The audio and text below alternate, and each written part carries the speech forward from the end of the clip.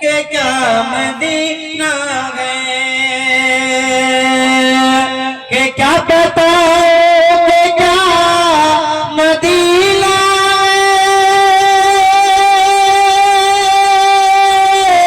کیا بتاؤ کہ کیا مدینہ بس میرا موتا مدینہ گئے بس میرا موتا مدینہ ہے کیا بتاؤں کہ کیا مدینہ ہے اور اٹھ کے جاؤں کہاں مدینے سے اٹھ کے جاؤں کہاں مدینے سے کہ اٹھ کے جاؤں کہاں مدینے سے کیا کوئی دوسرا مدینہ گئے کیا کوئی دوسرا مدینہ گئے اور دنیا والے درد دیتے گئے کہ دنیا والے درد دیتے گئے دنیا والے درد دیتے گئے کہ دنیا والے درد دیتے گئے درد دل کی دوا مدینہ گئے درد دل کی دوا مدینہ گئے شاعر کہتا ہے کہ نبی کا ذکر کروں تو زبان خوشبو دے نبی کا ذکر کروں تو زبان خوشبو دے اور جہاں پہ ذکر نبی ہو مکان خوشبو دے نبی کا ذکر کروں تو زبان خوشبو دے جہاں پہ ذکر نبی ہو مکان خوشبو دے اور بکھیر دے جو فضاؤں میں اپنی زلفوں کو بکھیر دے جو فضاؤں میں اپنی زلفوں کو زمین جھوم اٹھے آسمان خوشبو دے زمین جھوم اٹھے آسمان خوشبو دے حضرات محترم جس آیت کریمہ کو پڑھنے کا شرف حاصل کیا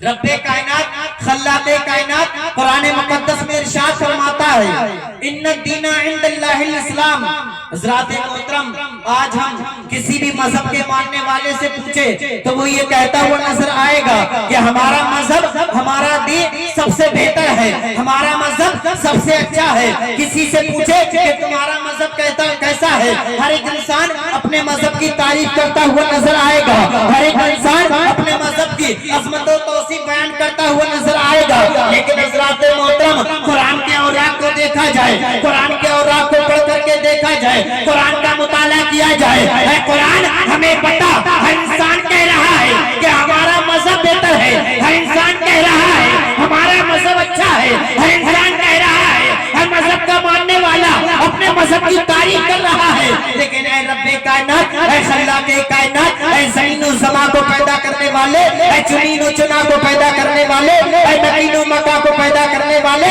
اے جنت و رضوان کو پیدا کرنے والے اے ستاروں کی جگمگاہٹ کو پیدا کرنے والے اے آسمان کی بلندی کو بنانے والے اے ساری زمین کا بچھونا بچھانے والے اے آسمان کا شامیانہ لگانے والے تو ہی بتا تیری بارگاہ میں ہم عرض کرتے ہیں اے خلاق کائنات اے رب کائنات بتا کون سا مذہب پیارا ہے کون سا مذہب بہتر ہے کون سا مذہب پیارا ہے کون سا مذہب اچھا ہے کون سا بہتر مذہب خوبصورت ہے کون سا مذہب بہتر ہے تو رب کائنات نے قرآن کریم میں ارشاد فرما دیا ان الدین عند اللہ الاسلام تمام مذاہب میں تمام دینوں میں سب سے بہتر اگر کوئی ہے رب تبارک و تعالیٰ کے نزدیک تو وہ مذہب اسلام ہے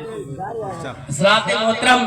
وہ مذہب اسلام کیوں بہتر ہے وہ مذہب اسلام کیوں نیارا ہے وہ مذہب اسلام کیوں اچھا ہے تو آئیے حضرات دیکھتے ہیں آخر اس مذہب میں کیا ایسی خصوصیات ہے آخر اس مذہب میں ایسی کیا بہتری ہے اس لیے اس مذہب کو بہتر کہا گیا تو آئیے حضرات آدم کی آدمیت مذہب اسلام میں ہے آدم کی نبوت مذہب اسلام ہے نوح کی شجاعت مذہب اسلام میں ہے عیسیٰ کی روحانیت مذہب اسلام میں ہے موسیٰ کا کلام مذہب اسلام ہے تو موسیٰ کا کلام مذہب اسلام میں ہے یوسف کا جمال کمال مذہب اسلام میں ہے، تمام مذاہبوں کا سردار، تمام مذاہب، تمام دینوں کا سردار، تمام آقا کائنات صلی اللہ علیہ وسلم سے پہلے جو انبیاء کرام آئے ہیں، جو نبی کرام آئے ہیں، جو رسولان الزام تشریف لائے ہیں، کون سے مذہب میں لائے ہیں؟ وہ مذہب اسلام میں ہے۔ حضرات محترم آقا کائنات صلی اللہ علیہ وسلم اس مذہب کو لے کر کے آئے، اس مذہب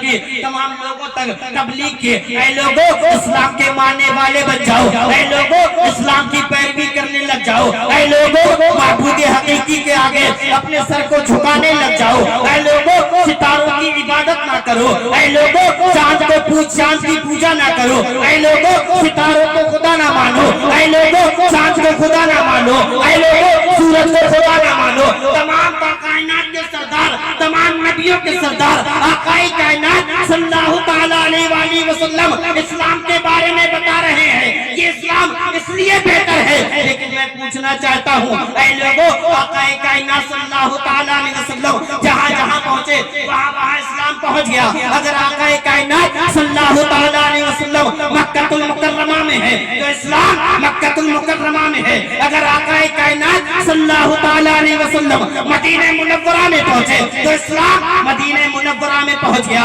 آقا کائنات صلی اللہ علیہ وسلم اگر ملک شام پہنچے تو اسلام ملک شام پہنچ گیا۔ جہاں جہاں نبی گئے، جہاں جہاں نبی کے صحابہ گئے، جہاں جہاں نبی کے ماننے والے، نبی کے چاہنے والے، نبی سے پیار کرنے والے، نبی سے محبت کرنے والے، نبی کے نام پر اپنی جان کو قربان کرنے والے جہاں جہاں پہنچے وہاں مذہب اسلام پہنچ گیا۔ لیکن میں پوچھنا چاہتا ہوں، میں سوال کرنا چاہتا ہوں، اے ہندوستان کی سرزمین، اے ہندوستان کے رہنے والوں، اے ہندوستان کے باشندگان، تمہیں مذہب اسلام کیسے ملا؟ تمہیں اسلام کے بارے میں معلومات کیسے ملی؟ تمہیں قرآن کا پیغام کیسے ملا؟ تمہیں دین کی باتیں کیسے ملی؟ تمہیں احادیث نبویہ کیسے عطا ہوئی؟ تم کو قرآن کا درس کیسے ملا؟ تم کو صحابہ کرام کی زندگی کے بارے میں کیسے معلوم ہوا؟ تم کو اسلام کی معلومات کیسے ہوئی؟ حضرات محترم یہ ہندوستان کے سرزمین کہے گی، یہ ہندوستان کی سرزمین پکار کر کہے گی کہ اس وقت میں جب ہندوستان کی سرزمین پر کوئی اسلام کو ماننے والا نہ تھا، کوئی اسلام کو جاننے والا نہ تھا، کوئی اسلام کی پیروی کرنے والا نہ تھا، کوئی محمد کو جاننے والا نہ تھا، کوئی صدیق کی صداقت نہیں گا رہا تھا، کوئی فاروق کی عدالت کے نغمے نہیں گا رہا تھا، کوئی عثمان کی سخاوت نہیں لٹا رہا تھا، کوئی علی کی شجاعت نہیں دکھا رہا تھا، کوئی حسن کی کرامت نہیں دکھا رہا تھا، اور حسین کی شہادت نہیں سنا رہا تھا۔ اے ہندوستان کے رہنے والوں بتاؤ آخر تمہیں اسلام کیسے ملا؟ تو ہندوستان کی سرزمین سے یہ آواز آتی ہے، دلوں میں پیار کس درجہ مدار العالمی کا ہے، جسے دیکھو وہی شہدا مدار العالمی کا ہے۔ اب حضرات محترم ہندوستان کی سرزمین کہتی ہے دلوں میں پیار کس درجہ مدار العالمی کا ہے، جسے دیکھو وہی شہدا مدار العالمی کا ہے۔ اے ہندوستان کی زمین میں تم سے پوچھنا چاہتا ہوں، یہاں پر علماء کرام ہے،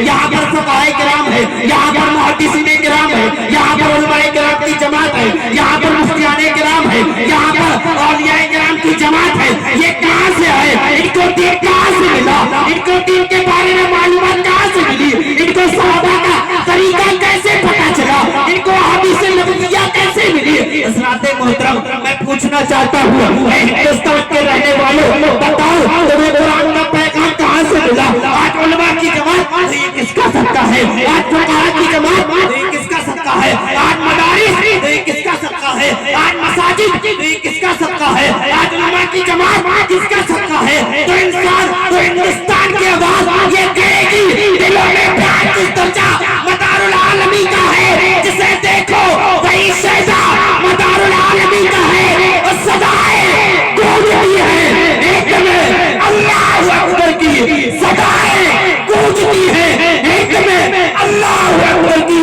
جو سچ پوچھو تو یہ صدقہ مدار العالمی کا ہے، جو سچ پوچھو تو یہ صدقہ مدار العالمی کا ہے۔ حضرات محترم 282 ہجری میں اس وقت میں جب یہاں پر غوث اعظم کی آمد نہ ہوئی تھی، سلسلہ قادریہ نہ تھا، لیکن اسلام کی تبلیغ ہو رہی تھی۔ حضور خواجہ غریب نواز ہندوستان کی سلطنت پر نہ آئے تھے، سلسلہ چشتیہ نہ تھا، لیکن اسلام کی تبلیغ ہو رہی تھی۔ حضور غوث پاک نہ تھے، سلسلہ غوثیہ نہ تھا،